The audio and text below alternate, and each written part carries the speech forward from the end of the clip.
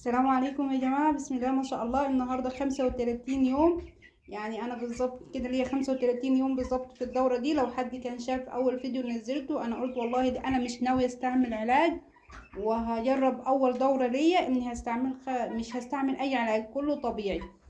فده بالظبط والله يا جماعة، بسم الله ما شاء الله. عدينا الدورة هي 35 يوم، والله العظيم ربنا يشهد. وما شاء الله عدينا ال2 كيلو، بسم الله ما شاء الله، الله أكبر. يعني اللهم صل على النبي يا جماعه. زي ما انتم شايفين الفراخ اللي قدامكم دي النهارده عمر 35 يوم. يعني كل اللي عايزه اقوله لكم يا جماعه في الفيديو ده، يعني لو كان حد نفسه يربي وخايف من التربيه زي كده، لا يجيبه ويربي. والله ومش لازم جدول علاج. انا والله ما كنتش ماشيه معاه على جدول علاج معين. ما فيش والله، ولا حتى مضاد سموم ولا كوكسيديا ولا اي حاجه. بس للامانه انا كان كل ما بيظهر عندي عرض او مشكله، يعني كنت بروح اجيب العلاج بتاعها. يعني مثلا كان عندي حاجه عندها كساح، جبت لهم كالسيوم. كان في حاجه حسيت ان هي كشف، جبت رافع مناعه ومقوي. انما بس هو ده كل اللي استعملته. انما الدورة كلها والله كنت ماشية يعني مرتين في الاسبوع، حلبة بعسل شيح، وده كان بيبقى مرتين في الاسبوع. انما الاهتمام كان كله بالمكان. انك تهتمي بالمكان يا جماعة. اللي عايز يربي لازم يهتم بالتهوية كويس. يعني زي شايفين المكان داخلاله شمس، شباك واسع. يعني بصوا يا جماعة، يعني 35 يوم ويبقى عندك خير. يعني 35 يوم لو انت عاملة مشروع هيبقى عندك انتاج. والله عايزة اقول لكم ان لو حد زي بيحب الحشو، يعني انا اصلا بنزل اشتري حاجة هتكون حوالي 900 800 تبقى حشو. والله من 25 يوم دخلت واتلفيت حشو. يعني تخيلوا 25 يوم، والواحد لو بيحب الحشو هيدخل ويجيب. على 30 يوم والله مسكت واحدة كانت عاملة كيلو ونص، برضو ربعتها. النهاردة اليوم ال35 في حاجات عندي بسم الله ما شاء الله ومعدية ال2 كيلو. يعني بصوا يا جماعة، اللي عنده مكان حتى لو بلكونة جيبي 10. انا جايبة كمية عشان الحمد لله معتمدة على المكان. يعني عندي مكان فوق فبربي فيه.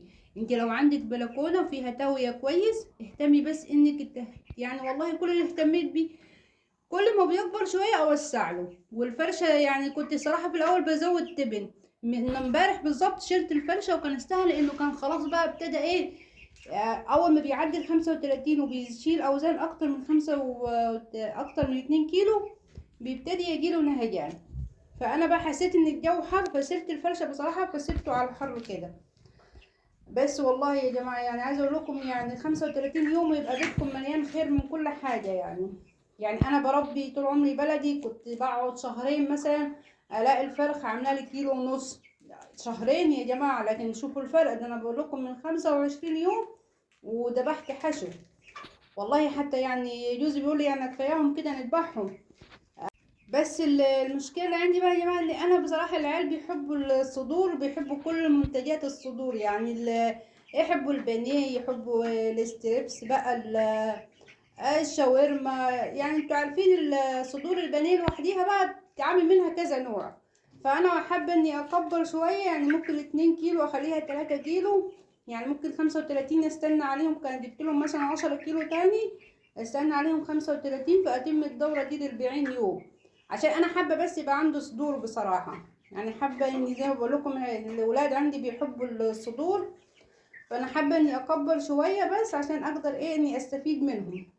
فانا والله زي ما بقول لكم يا جماعه، نصيحتي لكم هاتوا ربوا الابيض. واحنا دلوقتي خلاص كلها ايام وهنبتدي ندخل على دورات رمضان، بس اهتموا بالمكان يا جماعه. طبعا بالليل انا ببقى مشغله اللمبه الصفراء، وبصراحه بضيق عليه شويه المكان اكتر من كده. وبالنهار لا طبعا ما شاء الله المكان عندي كويس، وداخل له هوا اهو الشباك. والشباك عالي زي ما انتم شايفين، يعني الهوا بتاعه مش مباشر.